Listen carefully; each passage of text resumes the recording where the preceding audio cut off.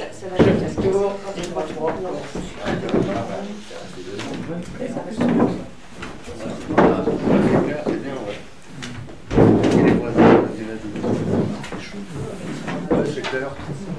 Donc on va pouvoir commencer. Donc merci d'avoir répondu à cette invitation de presse sur un sujet pour la presse locale que vous connaissez. Pourquoi cette conférence de presse alors que le dossier maintenant, nous y travaillons, nous le portons depuis maintenant près de 5 ans.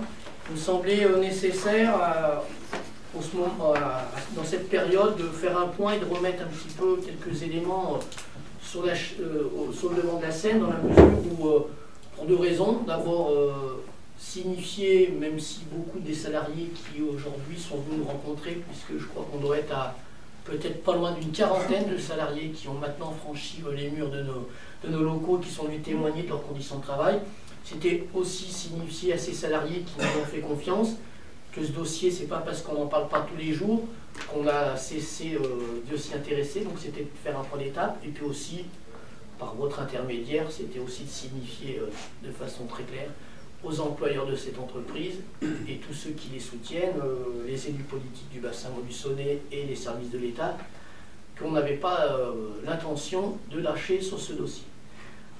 Donc rapidement, comme je vous l'indiquais, sur ce dossier, qui a plusieurs volets, le volet judiciaire et puis on va dire le volet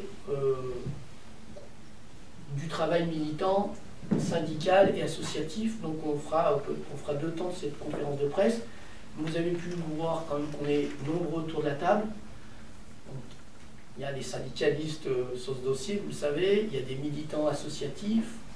Anité Beaumoni, vous avez déjà pu rencontrer à une ou deux reprises, je crois, lors de différents points presse. Président de l'association Henri Pézra et scientifique et chercheuse qui nous aide depuis maintenant près de 5 ans sur ce dossier.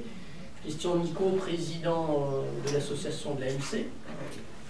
Association des malades de la chimie. Gérard, militant de l'organisation et qui est aussi avant tout militant de l'organisation CGT, mais en qualité d'ancien médecin du travail, nous est très précieux sur ce dossier-là. Et puis des salariés de l'entreprise, on va dire les solides dès le début, qui sont là depuis le début, qui sont dans la plainte, mais j'y reviendrai, qui sont à nos côtés depuis le début. Et puis la présence de riverains, puisque l'activité de cette entreprise a des répercussions maintenant bien au-delà des salariés. Donc deux volets, salariés et peut-être impact environnemental. Donc sur le volet judiciaire, il y a deux dossiers dans l'un. La mise en examen de syndicalistes en ma personne. Sur ce dossier, on ne va pas s'étendre trop longuement là-dessus. Non pas parce que je suis soumis au secret de l'instruction, parce que quand on voit ce qui se passe sur le secret de l'instruction dans ce pays, on pourrait bien s'interroger, mais non pas qu'on est intimidé, mais on ne veut pas s'étendre là-dessus, ce n'est pas le sujet majeur. Le fait d'être mis en examen ne va certainement pas nous empêcher de continuer d'agir sur ce dossier. Donc si les employeurs avaient misé là-dessus pour nous empêcher d'agir, ils se sont un peu trompés. Donc on ne va pas s'étendre là-dessus. Sur le deuxième volet judiciaire, c'est ce qui nous intéresse en premier lieu, c'est notre plainte à nous. Vous saviez qu'on avait déposé une plainte en juillet 2014 qui avait été classée sans suite en décembre 2015, non pas sur des raisons de fond, mais sur des raisons de forme, puisqu'on estimait que les faits sur lesquels nous étions appuyés étaient liés au contrat de travail des salariés, et on nous a expliqué que pour des raisons contraventionnelles, on ne pouvait pas poursuivre puisqu'il y avait prescription des faits. On a fait appel de cette décision, notre appel a été pris en compte, notre nouvelle plainte a été déposée le 21 octobre 2016, et nous avons été récemment mis dans l'obligation de déposer ce qu'on appelle une consignation. La consignation a été faite et notre plainte a été déclarée recevable. Donc notre plainte continue et va être instruite. Je rappelle qu'on dépose plainte pour que les salariés obtiennent réparation, puisqu'on continue de penser que les employeurs n'ont pas respecté leurs obligations en termes de santé et de sécurité de leurs salariés, donc mise en danger de la vie d'autrui. Ça pourrait résumer l'intitulé de la plainte. Donc ça, c'est sur le volet judiciaire. Je laisserai peut-être après Annie à s'exprimer sur ce volet-là, parce que l'association Henri Pézra va venir nous épauler sur ce dossier-là. Et peut-être que pour être plus précis et qu'on n'aille pas dans tous les sens, peut-être qu'on pourrait d'abord clore sur le volet judiciaire et après on repartira sur l'autre volet salarié et riverain. Sur le volet judiciaire, si Annie veut. Alors, l'association Henri Pézra intervient de plus en plus dans des plaintes de ce type. Pourquoi? Parce qu'on s'aperçoit que malheureusement, c'est le seul moyen pour obtenir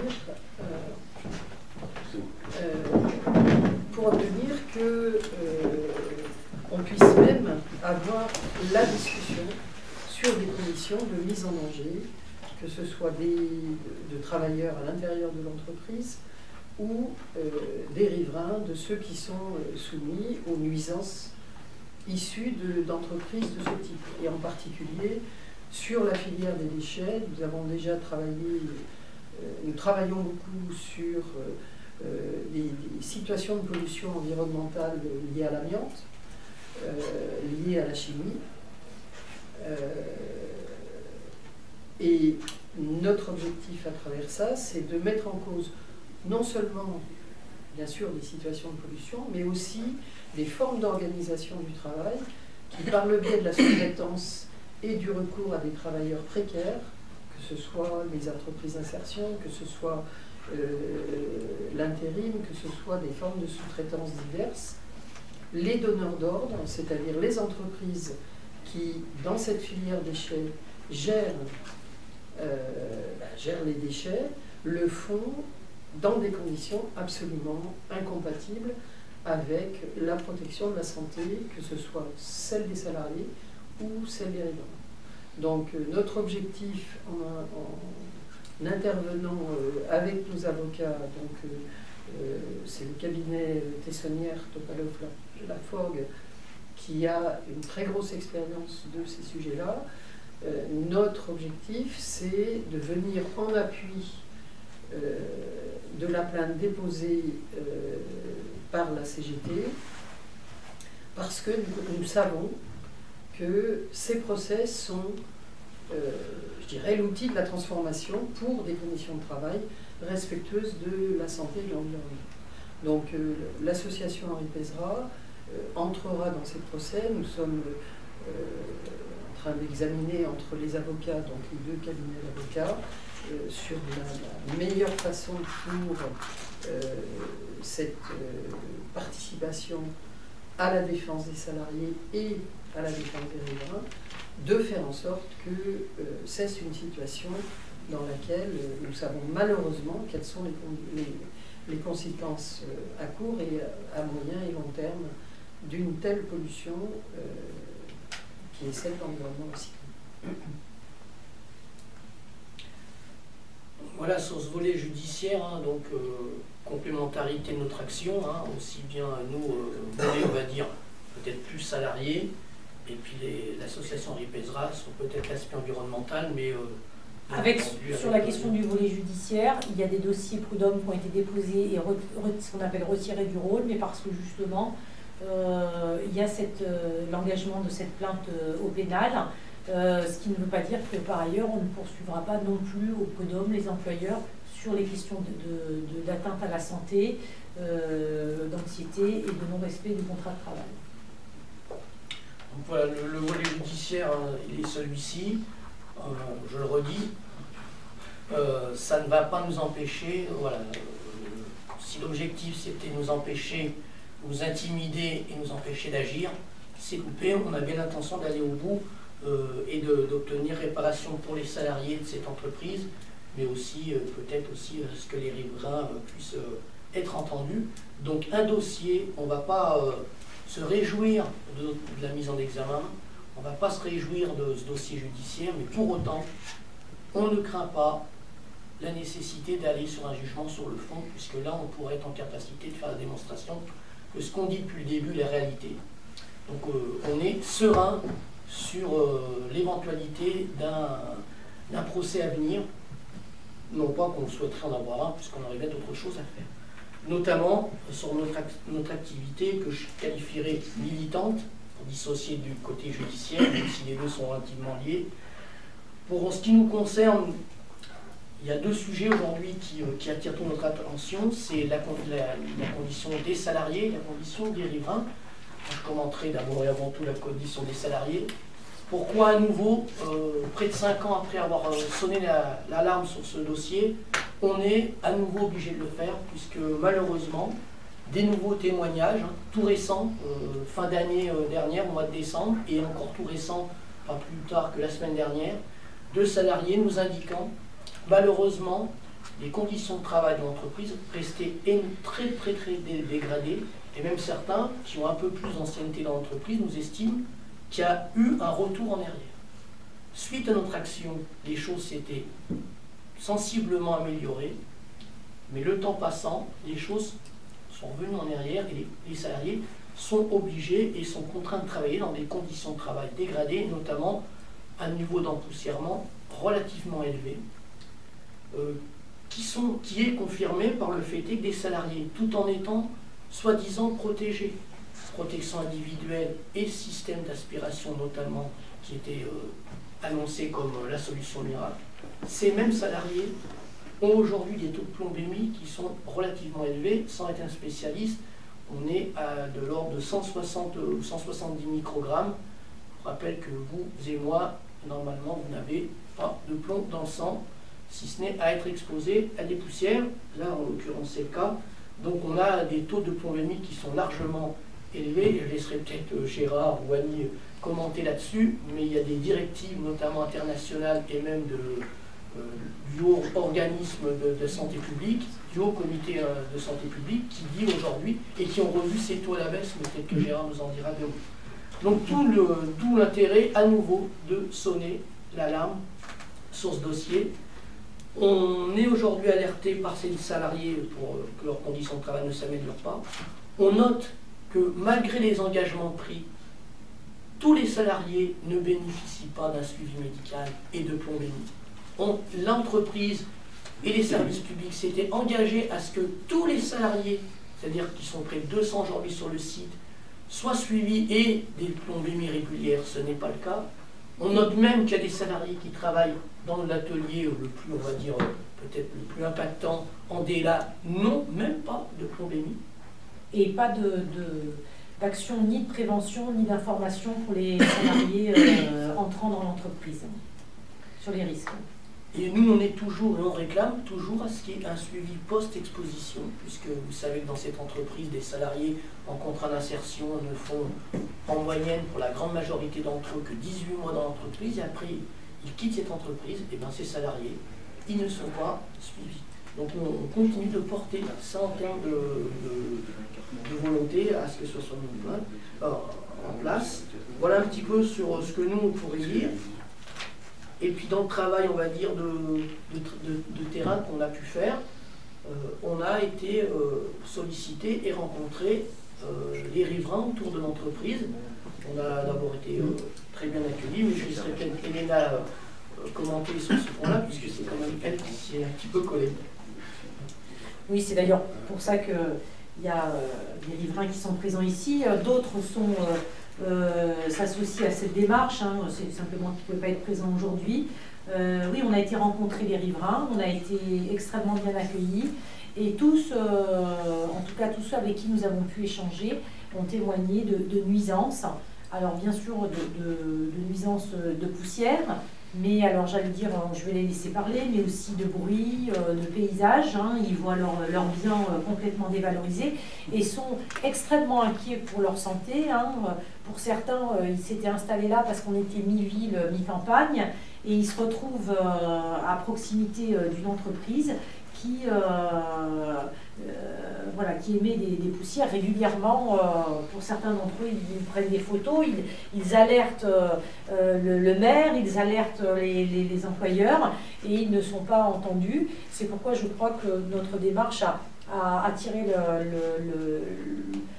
comment dire, l'intérêt de certains et qui vont s'associer à cette plainte parce qu'ils en ont ras-le-bol et je vais le redire, vraiment inquiets, notamment pour leurs enfants. Hein. Je pense à des personnes qui ne sont pas là en disant bah, nous on s'est installé là, on a fait un jardin, on essaye de cultiver du naturel et maintenant on ne sait même pas ce qu'on mange et ils sont constamment obligés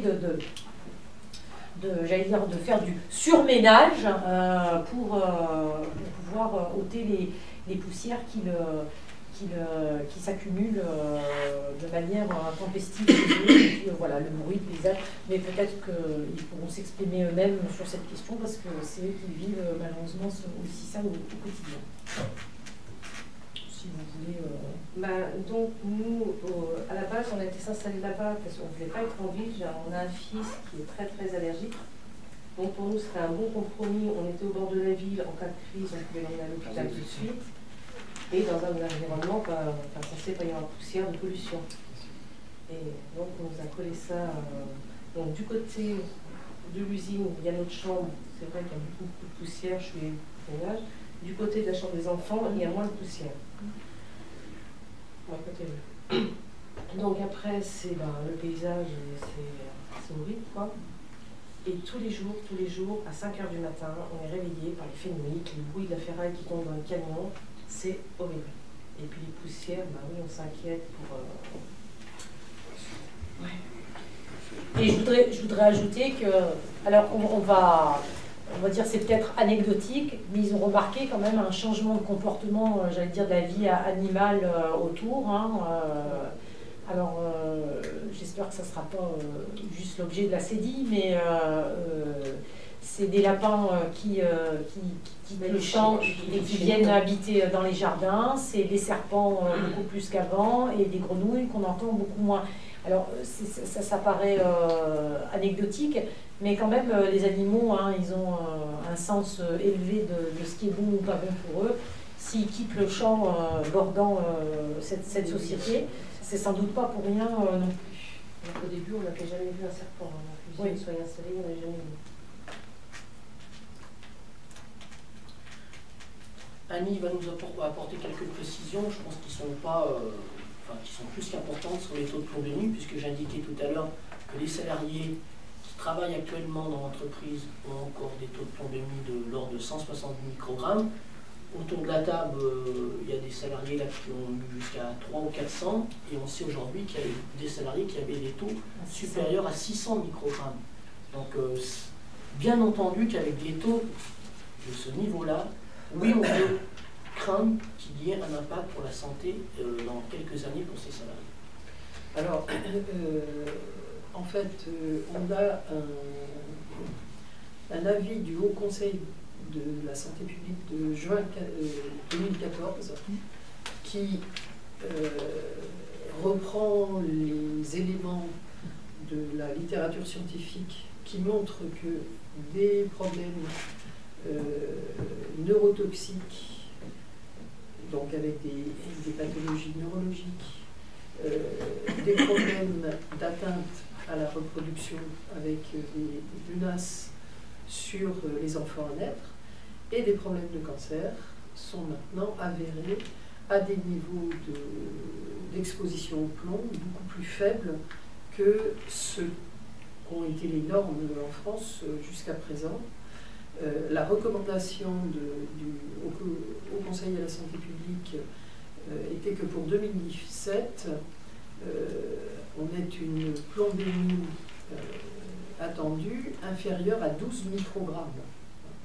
Donc quand on est à des niveaux de plombémie à 160, même si le Code du travail est en retard par rapport à ces recommandations, il est très important de considérer qu'à ces niveaux-là, il est évident que ça peut se traduire dans les médias ou plus probablement en différé à des problèmes graves.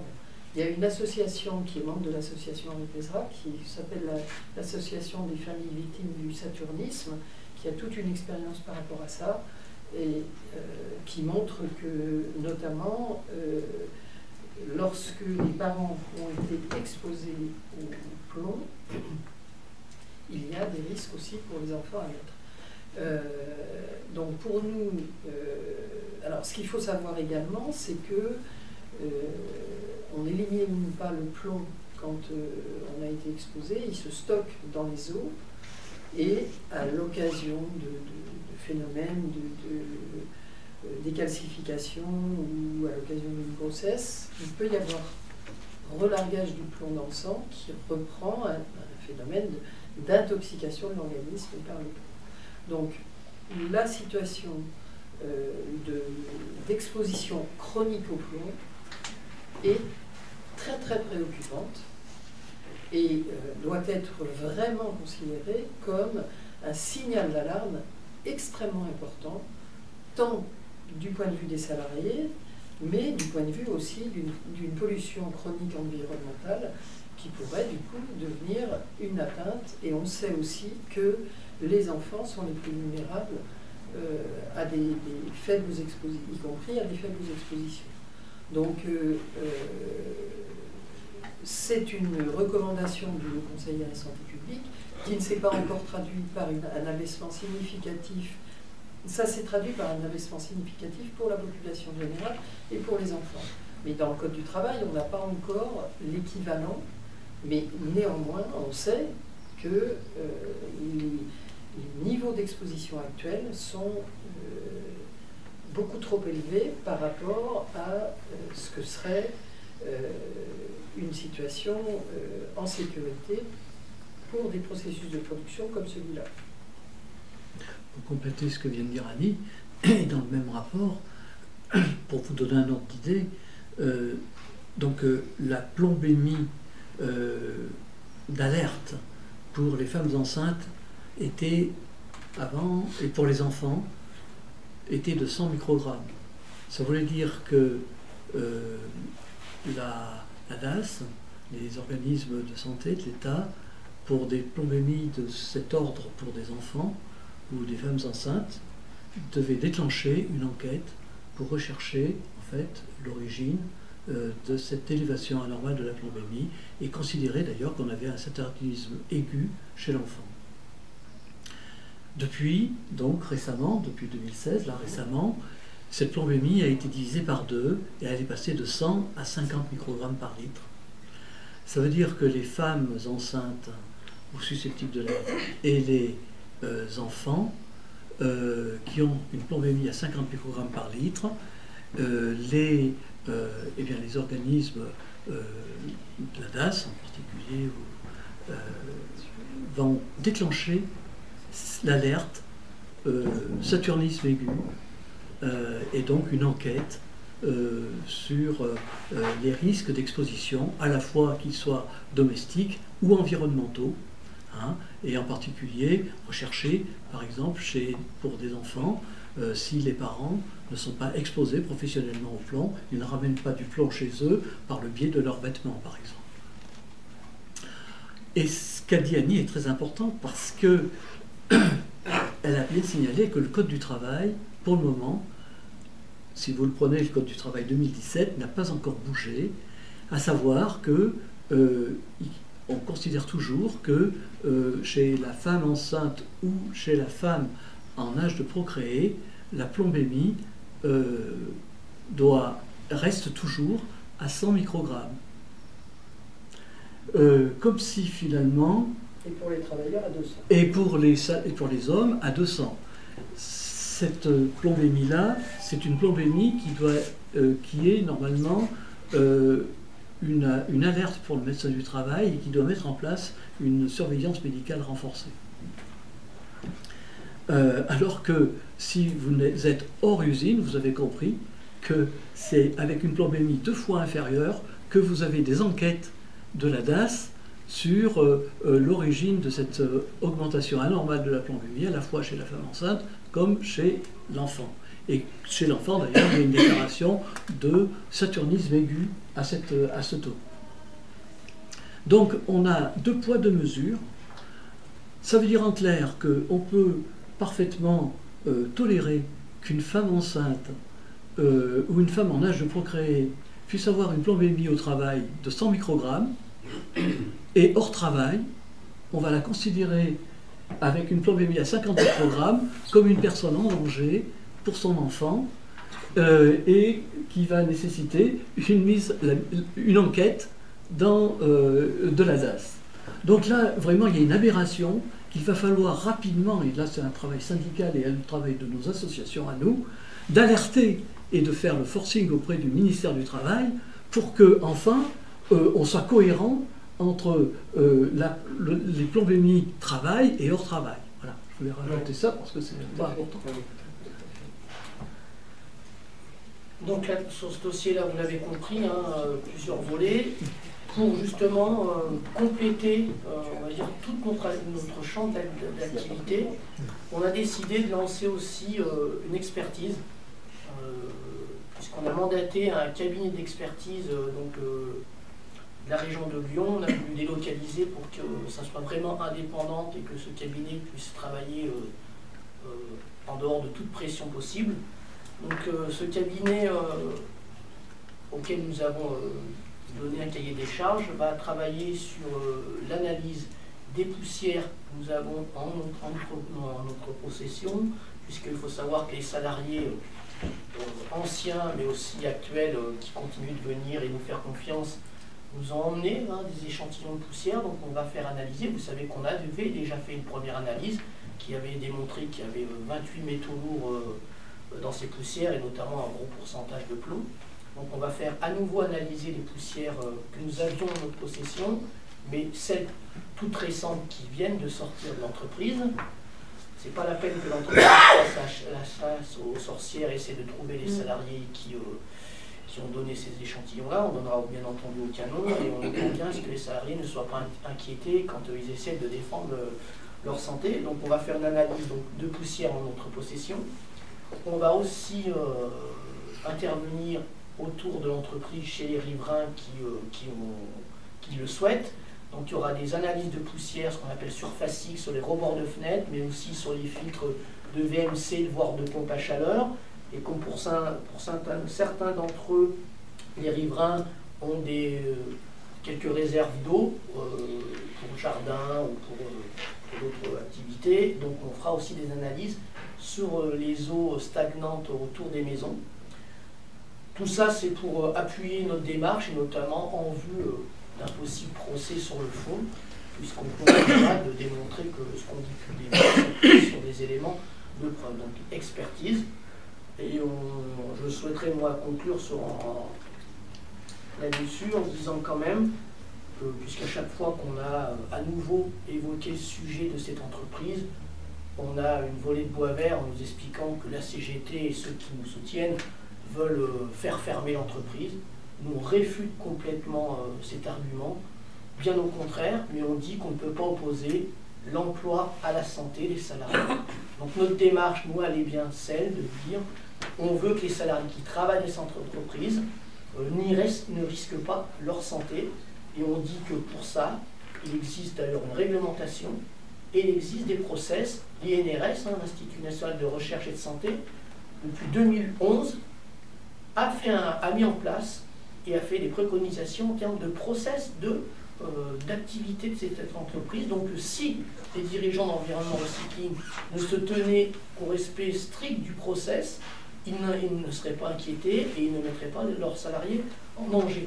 Donc nous, notre volonté, c'est vraiment que cette entreprise se mette en règle avec ce que nous dit la loi et le process en la matière. Donc je le redis, je réaffirme, notre action a pour but de maintenir l'emploi sans opposer la santé des salariés.